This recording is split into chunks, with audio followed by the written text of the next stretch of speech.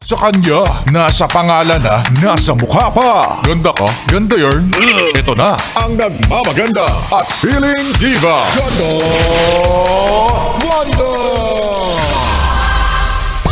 Hindi ka ba nagdududa kung palagi silang magkausap ng kaopisina niya?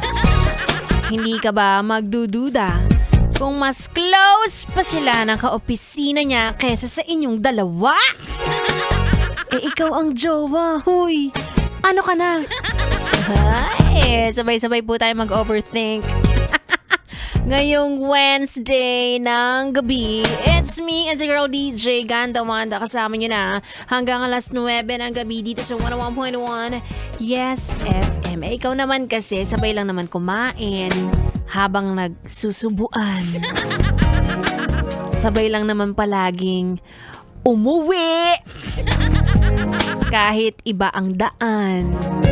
Updated lang naman palagi sa isa't isa. May good morning, good night.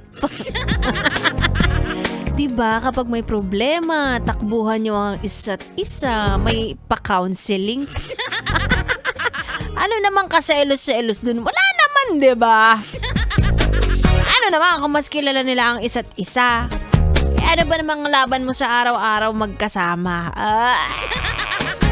Charot lang, baka may umiyak ha. Ayoko na may umiiyak. Kasi naman, yung mga ganyan na yes friend, hindi na pinaglalaban yan.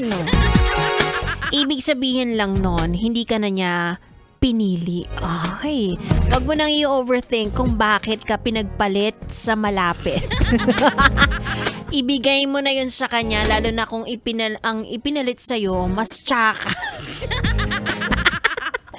O, yun na yun. Sige na. Oo, pagaanin mo ang iyong loob. Ay, nako. Alam niyo, matatapos na lang ang taon na to. Hindi pa rin natapos yung mga kabit-kabit na yun.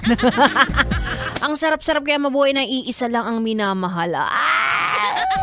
Ikaw na. Well, anyway, tuloy muna natin ang ating tugtugan. Again, kasama niyo ako, Ganda Wanda. Dito lang sa stasyong number 1 sa kalokohan. 101.1 Yes FM.